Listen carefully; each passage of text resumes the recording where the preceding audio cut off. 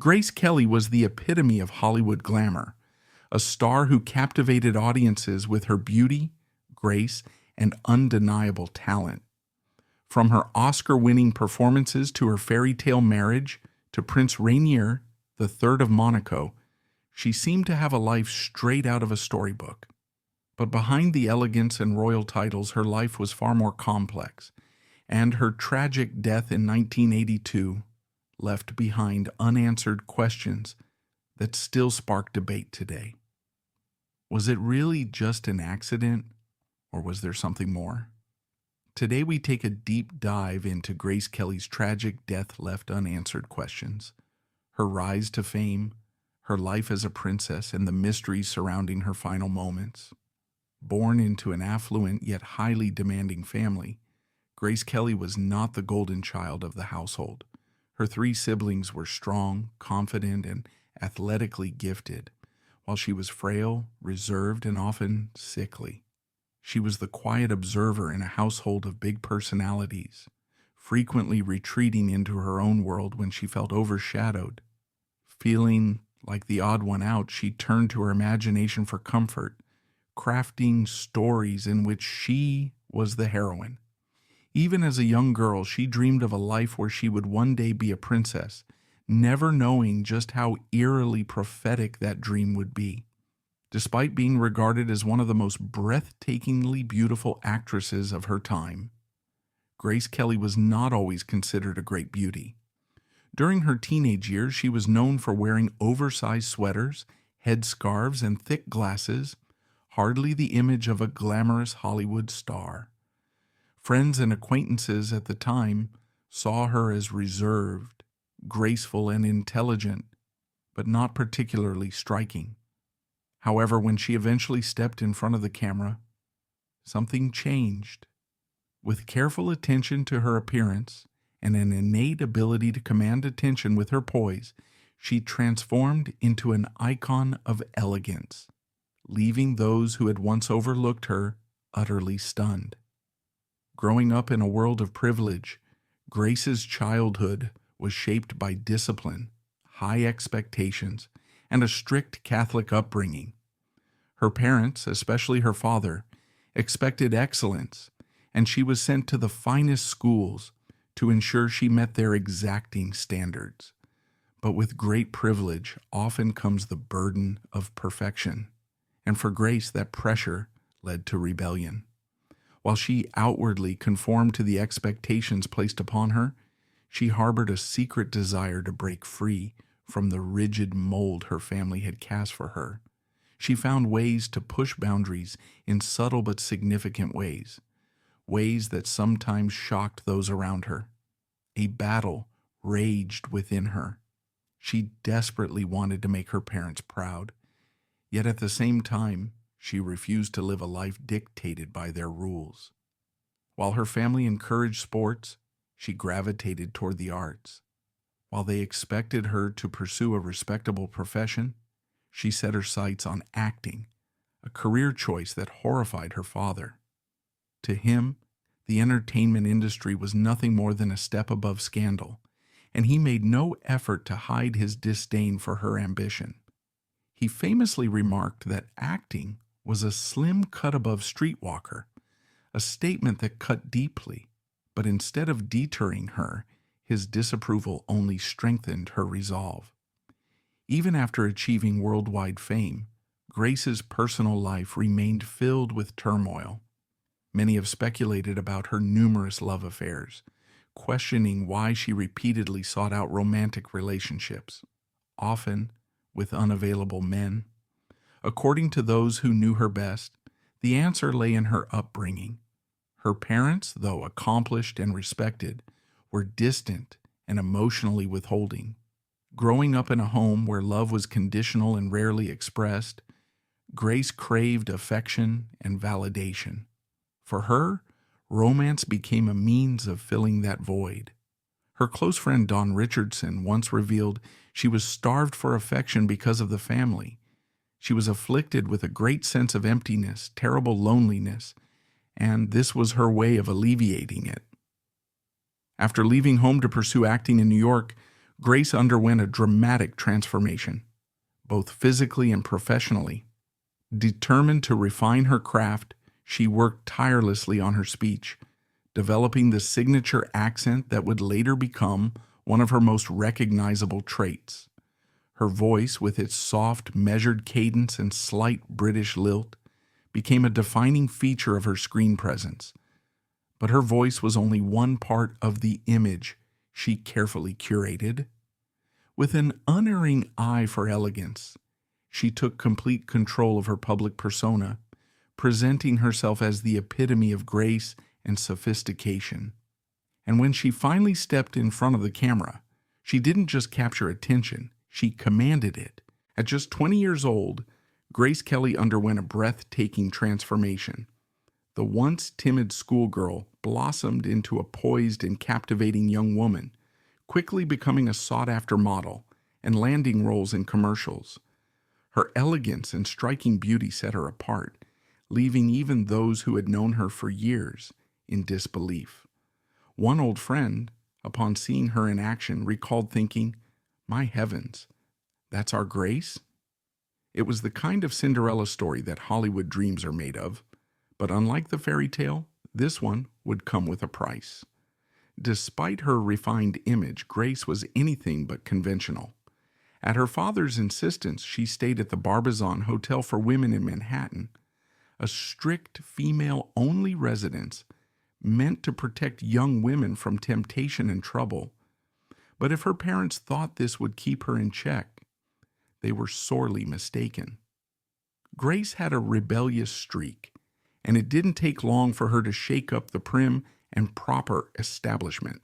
She was known for dancing through the hallways to Hawaiian music, and to the shock of her fellow residents, occasionally going topless. But this was only a glimpse of the mischief to come. Along with her antics at the Barbizon, Grace became romantically involved with someone highly inappropriate, her teacher. Theater director Don Richardson saw her potential from the very beginning, describing how the camera wasn't just fond of her, it was insane about her, just like I was. Their relationship may have been passionate, but it was doomed from the start. When Grace brought Richardson home to meet her family, her parents were anything but impressed. In fact, their disapproval would become a pattern in her love life. No matter whom she fell for, her parents refused to accept any match that didn't align with their expectations. Richardson was just the first of many men who failed to earn their blessing. But while her romantic life was riddled with obstacles, Grace had one undeniable consolation. Her career was about to take off. Although she found steady work in television, Grace believed that true artistry lay in the theater. In 1951, at just 22 years old, she traveled to Denver to perform in summer stock, unaware that Hollywood was about to come calling. Her first major film role came in High Noon, a Western where she starred opposite one of the industry's most legendary leading men, Gary Cooper. But it wasn't just her on-screen performance that made waves. Behind the scenes, she found herself irresistibly drawn to her much older co-star, marking the beginning of a string of scandalous affairs. Gary Cooper fit the mold of the kind of man Grace was drawn to, charismatic, authoritative, and significantly older. Like many of her lovers to come, he was also married. She had a well-documented pattern of seeking out men who reminded her of her father, and Cooper was no exception. Unlike Grace, however, he had no interest in keeping their affair a secret. Later, he infamously remarked, "She looked like a cold dish with a man until you got her pants down, then she'd explode." Hollywood had barely been introduced to Grace Kelly, but behind the camera, her private life was already generating as much intrigue as her on-screen performances, and her next project would only add fuel to the fire. Although High Noon didn't earn Grace Kelly widespread critical acclaim, it did catch the attention of renowned director John Ford. He saw something special in her, describing her as having breeding, quality, and class. So when actress Gene Tierney had to drop out of his next project, Mogambo, Ford knew exactly who to call. And with that, Grace stepped into her next big role, one that would lead to yet another on-set scandal. Set against the steamy backdrop of Nairobi, Mogambo promised an exotic adventure. But for Grace, the appeal went beyond the script. She later admitted Mogambo had three things that interested me: John Ford, Clark Gable, and a trip to Africa with expenses. Coming from wealth, she could afford to be selective with her roles. But this one was an easy decision. The allure of working with Ford, the legendary Clark Gable, and the chance to travel to Africa was simply too good to pass up. However, it wasn't just the film that would leave a lasting impression. Her leading man would too. As whispers of an affair between Grace and Gable began circulating, her mother wasted no time stepping in. Determined to prevent her daughter from being swept up in another scandal, she flew to Africa to chaperone her. But her efforts proved futile. The undeniable chemistry between Grace and Gable was already in motion. Though Grace never explicitly confirmed the rumors, she would later make a remark that all but solidified the speculation. Grace had always been drawn to powerful older men, and Clark Gable was no exception. Speaking about their time together, she famously mused, "What else is there to do if you're alone in a tent in Africa with Clark Gable?" However, while she was enamored with her charismatic co-star, the feelings were far from mutual. Gable, ever the seasoned Hollywood heartthrob, viewed their romance as a fleeting on-set affair. But Grace, young and hopelessly naive, assumed their relationship would continue once filming ended. She couldn't have been more wrong. When production wrapped, the magic of Mogambo faded, and so did Gable's interest. Back in Los Angeles, he wasted no time cutting ties, reportedly finding Grace too emotionally attached. The abrupt rejection devastated her, leaving her heartbroken. But Grace Kelly was nothing if not resilient. Instead of wallowing in sorrow, she threw herself back into her career because something far bigger was just around the corner. While still nursing the sting of Gable's dismissal, Grace had a fateful encounter that would change the course of her career forever. She met Alfred Hitchcock. Initially, the legendary director wasn't particularly impressed with her, but he sensed that beneath her cool, polished exterior, there was something simmering beneath the surface. "She's a volcano covered with snow," he observed. Hitchcock had his sights set on Grace Kelly for his next film, Dial M for Murder. While he didn't pursue her as obsessively as he had with some of his other leading ladies, he still reveled in his control over her on set. And the production itself was anything but easy for Grace. One scene in particular proved to be grueling. It took 5 full days to film an intense sequence in which her character was manhandled in a violent struggle. By the time Hitchcock was satisfied with the footage, Grace was left battered and covered in bruises. But despite the physical toll, she didn't let it sour her experience. In fact, she had a very comforting distraction waiting for her at the end of the day. True to form, she had fallen into yet another passionate affair, this time with her co-star, the suave and seasoned Ray Milland. But unlike her past romances, this one would be far messier than anything she had experienced before. Grace may have truly fallen for Milland, but there was one major complication. He had been married for over 2 decades. Their affair didn't stay a secret for long, and when his wife discovered his infidelity, she wasted no time taking action. Reports claimed that she threw Milland out of their home, sending shockwaves through Hollywood. Rumors even circulated that he was prepared to leave his wife for Grace, until he came to a sobering realization.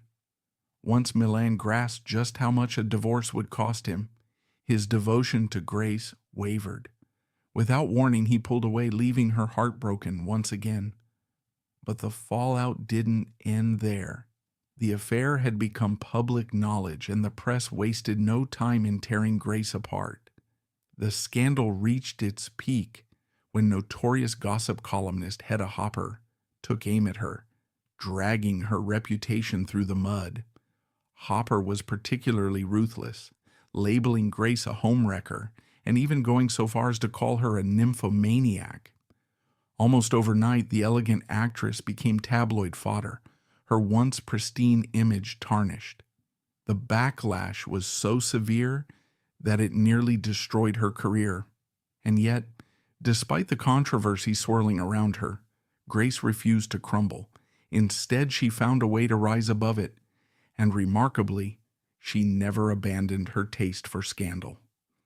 By the time she stepped onto the set of her next Hitchcock film, Rear Window, Grace's reputation had already preceded her.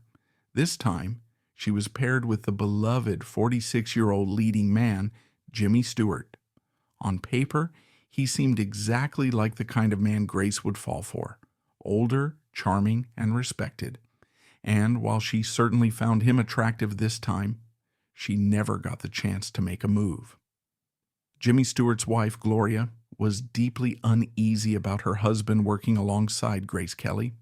By this point, Grace's reputation for seducing married men was well known, and Gloria wasn't about to take any chances. To make matters worse, Stewart himself was clearly enamored with his stunning co-star. Reflecting on the experience, he later admitted, "Everybody just sat around and waited for her to come in the morning, so we could just look at her." Gloria, however, wasn't about to let her husband fall under Grace's spell without a fight. Determined to keep Stewart in check, Gloria took matters into her own hands. She personally drove him to and from set every day and even stayed on set to monitor their scenes together. With her watchful presence looming over the production, Grace had no opportunity to work her usual magic. In the end, Jimmy Stewart became one of the few men in Hollywood she failed to ensnare. But that didn't slow her down. Soon enough, she was back to her old ways. By the time Rear Window wrapped, Grace Kelly had cemented herself as one of Hollywood's most glamorous stars. But she didn't want to be seen as just another beautiful actress. She wanted to prove that she had real talent. When she read the script for The Country Girl, 1954, she knew this was the opportunity she had been waiting for. The role was raw, emotional, and completely different from the refined, elegant women she typically portrayed. However, there was just one problem standing in her way. Her studio was unwilling to loan her to Paramount for the role, believing it wasn't the right fit for her. But Grace was not one to back down. In a moment of sheer brilliance, she reportedly told them, "Well, I'm terribly sorry to hear that. I'll tell you what I will do. I'll give you my address so you'll know where to send your Christmas cards."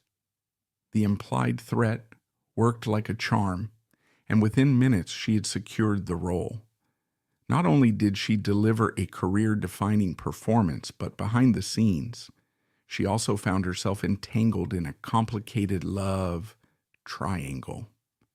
While filming The Country Girl, Grace became romantically involved with her co-star, William Holden. Their relationship was more serious than many realized. There were even whispers that Holden had considered leaving his wife to be with her. However, Grace wasn't exactly committed to him either. At the same time, she was also entertaining the affections of another co-star, the legendary Bing Crosby. Their romance quickly became the talk of Hollywood, but it was nothing compared to what would happen next. On the night Grace won the Academy Award for The Country Girl, Crosby eagerly made his way to her hotel room, expecting a night of celebration in her arms. But when he arrived, he was met with a shock he never saw coming. Instead of finding Grace alone, he discovered her in bed with none other than the ultimate Hollywood heartthrob, Marlon Brando. Zsa Zsa Gabor, a woman known for her own romantic escapades, once remarked, "She had more boyfriends in a month than I had in a lifetime. She went to bed with anyone she fancied at the time." Yet when Grace finally fell deeply in love, it would end in devastation. Fashion designer Oleg Cassini had been captivated by Grace ever since seeing her in Mogambo. When she spent time in California, the two formed a close friendship, one that quickly turned into something far more serious. As she prepared to travel to the south of France to film To Catch a Thief, she left behind a note that would change everything. According to Cassini, Grace's message read, "Those who love me, follow me." Taking her words to heart, he wasted no time booking a trip to France to be with her. Their time together was intoxicating, and Cassini later described those days as the most enchanting I've ever had at any time in my life. His love for Grace only deepened, and before long he proposed. But neither of them realized that their blissful romance was about to be destroyed. Despite her fame and success, Grace still longed for her parents' approval. Unfortunately, when she introduced them to Cassini, they were anything but supportive. They disapproved of his Russian heritage, his history of failed marriages, and what they saw as his lack of social standing. Their harsh criticism crushed her, and under the weight of their disapproval, her engagement came to an abrupt end. But the heartbreak didn't stop there. Rumors swirled that Grace's relationship with Cassini had led to an unplanned pregnancy, and that she had secretly undergone an abortion. Whether true or not, her pain was hidden beneath a polished exterior. Just weeks after her broken engagement, she arrived at the Cannes Film Festival in 1955, flashing her signature smile as cameras followed her every move. She had no way of knowing that this trip would change the trajectory of her life forever. During her time at Cannes, Grace received an invitation to visit nearby Monaco. There, she was introduced to Prince Rainier III, the country's 32-year-old ruler. The prince welcomed her into his lavish palace gardens, personally showing her around and even giving her a glimpse of his private zoo. Grace Kelly left Monaco deeply impressed by Prince Rainier. Their time together had left a lasting impression, and after her return to the U.S., they began exchanging secret letters. As the months passed, their connection grew stronger, leading to a pivotal moment. Grace invited Rainier to spend Christmas with her family in Philadelphia. It was there, in the Kelly household, that she made an unforgettable impression. Rainier was captivated by Grace's charm and warmth. Beneath her dazzling Hollywood image, she was elegant, yet down to earth, a combination that only heightened his admiration for her. For her part, Grace found him intelligent, charismatic, and of course a royal, a perfect match by both romantic and social standards. More importantly, Rainier was someone who could finally, after spending less than a day together, the prince made a bold move. He asked Grace to marry him. However, Grace was not the only Hollywood star who had her sights on Monaco's prince. Before she won his heart, another blonde bombshell had considered making a move, Marilyn Monroe. According to reports, shipping magnate Aristotle Onassis had mentioned to Monroe that Rainier was searching for a wife. Though she wasn't seriously interested, she cheekily responded, "Give me 2 days alone with him." In the end, of course, it was Grace who captured Rainier's heart, but Monroe still found a way to have the last word. On Grace's wedding day, Monroe sent a telegram with a message dripping in irony. "I'm so happy you found a way out of this business." After years of complicated relationships, Grace had finally found a man who delighted both her heart and her family. Rainier checked every box. He was Catholic, had never been married, and was only 6 years older than Grace. It was a fairy tale in every sense, but it came with a steep price. The prince had made it clear that he did not want his future wife involved in Hollywood, leaving Grace with a painful decision to make. As the world buzzed with excitement over her upcoming wedding, Grace prepared to bid farewell to the career she had worked so hard to build. Before stepping into her new royal role, she had one final obligation to fulfill, her last film with MGM. Her final role was in High Society, a film that eerily mirrored her own life. She played a glamorous debutante preparing for marriage, and throughout filming, she wore her own real-life engagement ring, a stunning 10.47 carat diamond. Though many were heartbroken when Rainier announced that High Society would be Grace's last film, her greatest performance was yet to come. She was about to take on the most challenging role of her life, Princess Grace of Monaco. Her wedding day was nothing short of a fashion milestone. As she walked down the aisle, her breathtaking gown became an instant classic, later serving as inspiration for Kate Middleton's wedding dress. Designed with meticulous detail, the masterpiece featured 25 yards of silk taffeta, 100 yards of silk netting, and delicate antique rose point lace. The finishing touch? A veil adorned with thousands of tiny pearls, each sewn by hand. But while her wedding dress was a vision of perfection, the day itself was anything but. The royal wedding quickly turned into a chaotic nightmare. Paparazzi swarmed the event, and massive crowds became so unruly that they nearly overwhelmed the couple.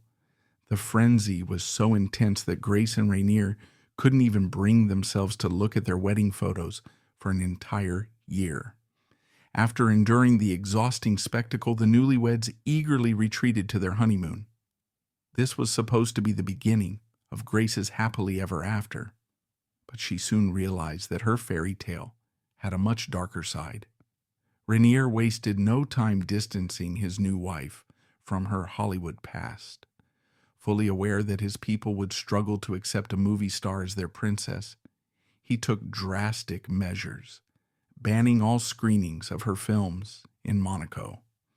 For a woman who had been deeply passionate about acting, the sudden and complete separation from her craft was devastating. The loss weighed heavily on her, eventually leading her into depression. But that wasn't the only source of her growing sadness. In choosing to become a princess, Grace had left behind everything she had ever known: her career, her friends, and the world she had thrived in. For the first time in her life, she found herself completely alone. Adjusting to life in Monaco was harder than she had anticipated. And to make matters worse, Rainier's family was far from welcoming. Just as she was struggling to find her place, her life became even more complicated.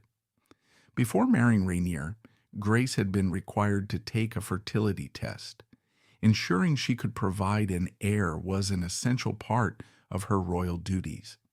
On that front, she delivered exactly what was expected of her. Less than a year after their wedding, she gave birth to their first child, Princess Caroline.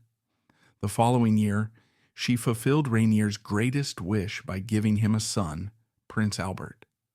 But while motherhood brought her moments of joy, it couldn't mend the deepening divide in her marriage. The distance between Grace and Rainier was growing, and there was no turning back. By 1960, Grace Kelly had reached one of the lowest points in her life. The passing of her father left her devastated, and the years that followed only brought more heartache. She suffered multiple miscarriages, deepening her sense of loss. But perhaps the most painful struggle of all was her growing desire to return to acting, something her husband, Prince Rainier, refused to allow. Trapped in Monaco, she felt more isolated than ever. 6 years into her marriage, it seemed as though she might finally get the chance to reclaim her passion. The palace made an announcement that stunned the public. Grace Kelly was set to return to Hollywood in a film directed by Alfred Hitchcock. She was thrilled at the opportunity to play the lead role in Marnie, eager to step back in front of the camera. But just as quickly as her hopes were lifted, they came crashing down. In the end, Grace never made her triumphant return to the silver screen. The official reason given was that her royal duties and family commitments made scheduling impossible. But Hitchcock didn't buy it. He was convinced that Monaco's conservative elite had intervened, pressuring the princess to abandon her Hollywood comeback. If that was true, it wouldn't be the last time Grace had to sacrifice her own happiness for the sake of her royal image. Life in the palace brought more than just personal disappointments. It also subjected Grace to relentless media scrutiny. The press never relented, hounding her and her children at every turn. But the most painful headlines were the ones that speculated about Rainier's infidelities. Whispers of his affairs circulated constantly, and while he never publicly addressed them, the rumors persisted. Yet Grace had her own share of scandalous speculation to deal with as well. Even after leaving Hollywood behind, she could never fully escape its shadow. There were persistent rumors that she had once been romantically involved with her To Catch a Thief co-star, Cary Grant. Some even believed that their relationship had continued after she became a princess. Though nothing was ever confirmed, Grant never hid his admiration for Grace, and his words only fueled the gossip. As one of Hollywood's most beloved leading men, Cary Grant had worked alongside some of the most dazzling women in the industry, from Audrey Hepburn to Deborah Kerr. Yet when asked about his favorite co-star, there was no hesitation. Grace Kelly stood above the rest. With all due respect to Ingrid Bergman, I much preferred Grace.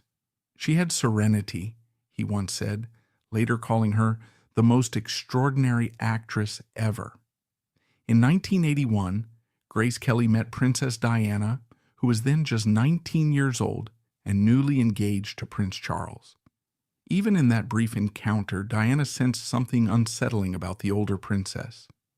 Reflecting on their meeting later, she wrote, "I remember meeting Princess Grace and how wonderful and serene she was, but there was troubled water under her.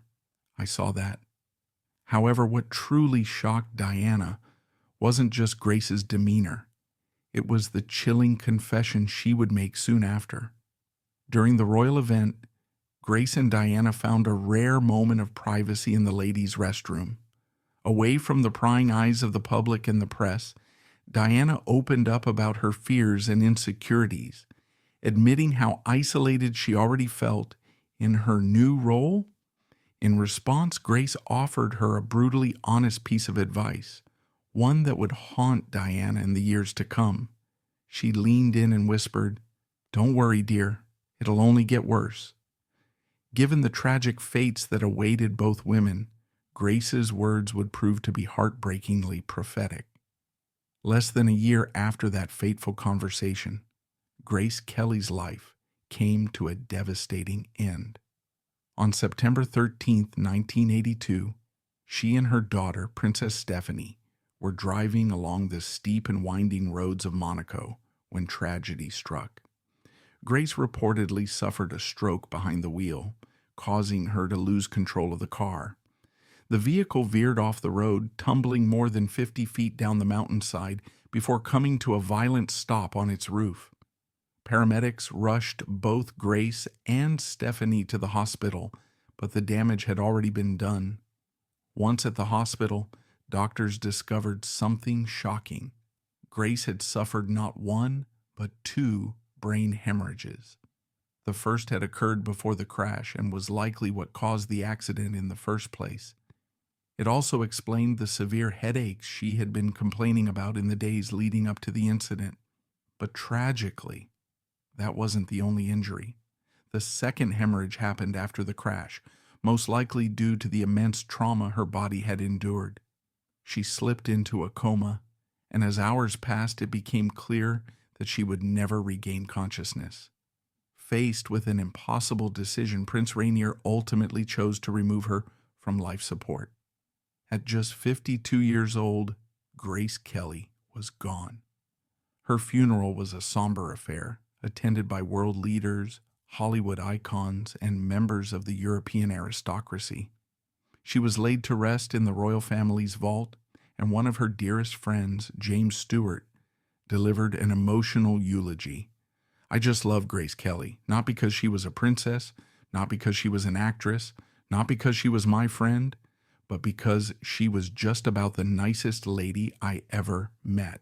Grace Kelly's death remains one of the most heartbreaking tragedies in Hollywood and royal history. Whether it was a simple accident or something more, the world lost an icon far too soon. But despite the unanswered questions, her legacy lives on. Through her unforgettable performances, her contributions to Monaco, and the lasting influence she left on fashion, film, and culture. What do you think really happened that day? Let me know your thoughts in the comments below. And if you enjoyed this deep dive, don't forget to like, subscribe, and turn on notifications for more. Thanks for watching, and I'll see you in the next one.